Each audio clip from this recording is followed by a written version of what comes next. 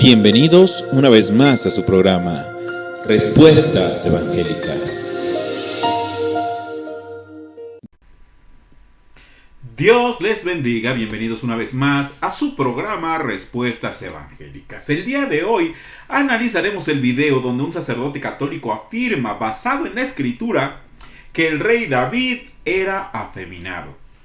Usaremos este video para poner un ejemplo de cómo, al sacar el texto de su contexto, este sacerdote puede torcer la escritura o el significado de la escritura para justificar prácticamente cualquier cosa, llevando con ello al error a cualquier débil en la fe que crea ciegamente todo lo que los sacerdotes dicen. Es un video que circula en todas las redes sociales, donde vemos nosotros al católico, a este sacerdote católico llamado Adam Cotas, que luego de ser señalado como afeminado ha buscado refugio en las escrituras, pero en su desesperación este hombre ha recurrido a la mentira, torciendo la escritura descaradamente a través de meter forzadamente en la escritura algo que la escritura nunca dice. A esto se le conoce como eisegesis. El uso de la eisegesis es muy frecuente en la defensa de la fe católica, donde forzadamente meten cosas que la escritura no dice para tratar de justificar doctrinas que no pueden justificarse si se apegan a lo que el texto sí enseña. Vayamos pues a analizar este video. Saben, en estos tiempos en que tantas personas me han tirado por lo afeminado que me veo según ellos, por mis manerismos, esas personas llenas de maldad, llenas del odio, llenas del veneno que viene del mismo demonio. Bueno, pues como yo no estoy lleno de ese veneno que viene del mismo demonio, yo no me voy a concentrar en si es que el sacerdote se ve afeminado o no. Eso ya lo dejamos al criterio del observador. Entonces esto lo vamos a dejar así. Por el otro lado, me voy a centrar en el hecho de que este sacerdote tuerce la escritura para afirmar que el rey David era afeminado. Me he refugiado yo mucho en este versículo bíblico que dice: el hombre mira las apariencias, pero el Señor mira el corazón. Ahora bien, este sacerdote ocupa una porción de la escritura donde afirma que, bueno, Dios no ve nuestro exterior, sino nuestro interior. Eso es lo que a Dios le interesa, ¿no? Pero de alguna forma, nuestro exterior sí habla de lo que pasa dentro de nosotros. Y eso lo podemos ver en algunas tribus urbanas, por ejemplo, en que para ellos, pues, por ejemplo, los emos, ellos por dentro están deprimidos y esto lo externan a través de su apariencia, ¿verdad? La Biblia sí habla que las mujeres no deben de ser de peinados ostentosos y de muchas joyas, ¿verdad? Sino que deben vestir como mujeres que profesan la piedad. O sea, de alguna u otra manera, lo que hay en nuestro interior sí es lo que le importa al Señor. Por eso tiene que salir hacia afuera, ¿verdad? Si dices que eres una persona feliz, o estás todo el tiempo como enojado, bueno, pues entonces como que no estás muy coherente, ¿verdad? Lo que está dentro se tiene que ver en el exterior, tanto en tu forma de hablar, tu forma de vivir y hasta tu forma de vestir. En fin, sigamos analizando el video de este sacerdote. Y el rey David también fue rechazado, también fue marginalizado por su propia familia, que lo tenían escondido al rey David en un granero, en un establo, en medio de los animales. Les daba vergüenza el rey David a sus propios papás. Aquí el sacerdote católico afirma que los padres de David estaban avergonzados de él porque era hermoso, porque era rubio, etc. Y que por eso no lo presentaron con el profeta Samuel. Eso no es lo que nos dice la Biblia. Vemos nosotros que cuando al padre de David se le informa que van a ungir a uno de sus hijos como rey, bueno, él pone lo que en ese tiempo las naciones tenían, bueno, para ser rey era el primogénito. O como en el caso de del rey Saúl, pues era el más fuerte, el más alto. La Biblia dice que nadie en Israel era más alto que Saúl. Entonces, el padre de David, bueno, coloca a sus hijos, al mayor y luego a los demás que pues, eran más fuertes que David. Por otro lado, recordamos nosotros que el mismo profeta Samuel, cuando unge a Saúl, bueno, él ve a un tipazo, un hombre alto, un hombre fornido, ¿verdad? Entonces, él se deja llevar y el pueblo se deja llevar por lo que ven. Ya es ahí donde Dios le dice que él no está viendo el exterior, él ve el interior. Pero la Biblia no dice que el padre de David estaba avergonzado de su hijo. Eso no lo dice la Biblia. Aunque aquí nos están queriendo engañar, afirmando que los padres de David estaban avergonzados de su hijo. Eso no es lo que dice la Escritura. Sigamos analizando el video. Y cuando vino Samuel a ungir a uno de los hijos de Jesé, el papá del rey David, ese papá, por su vergüenza que sentía hacia su propio hijo, porque dice la Biblia que el rey David tenía una apariencia rubia, era hermoso, era afeminado.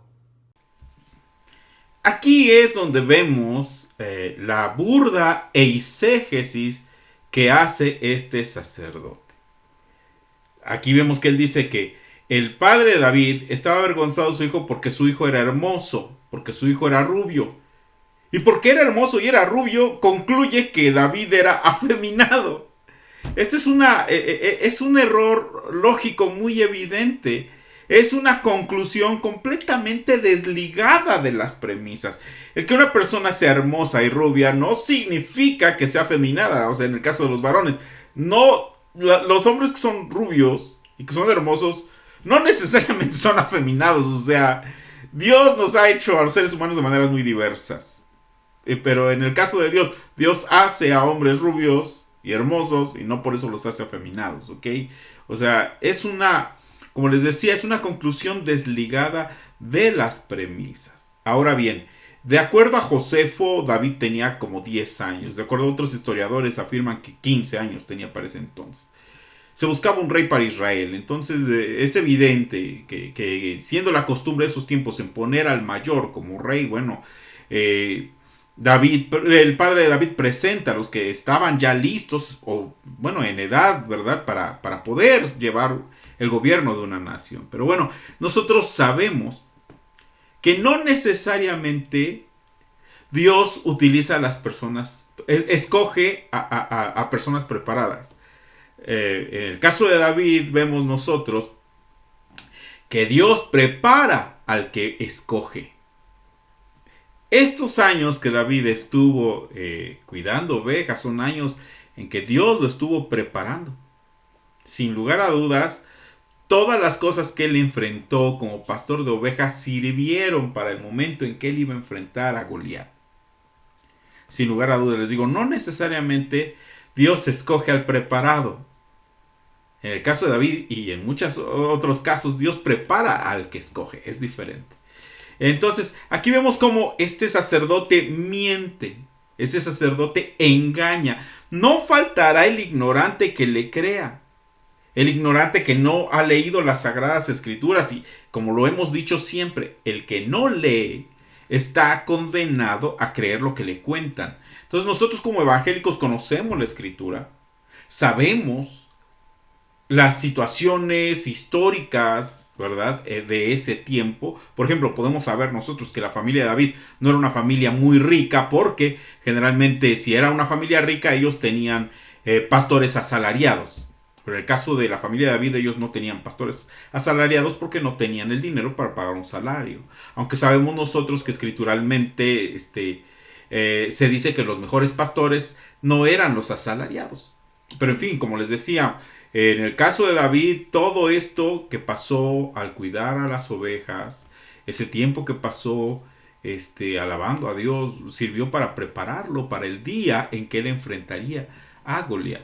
Si nosotros vemos 1 Samuel 16, nosotros vamos a ver que cuando a Saúl le azotaba un espíritu inmundo y lo lastimaba, bueno, él pidió que se buscara a una persona que pudiera alabar a Dios.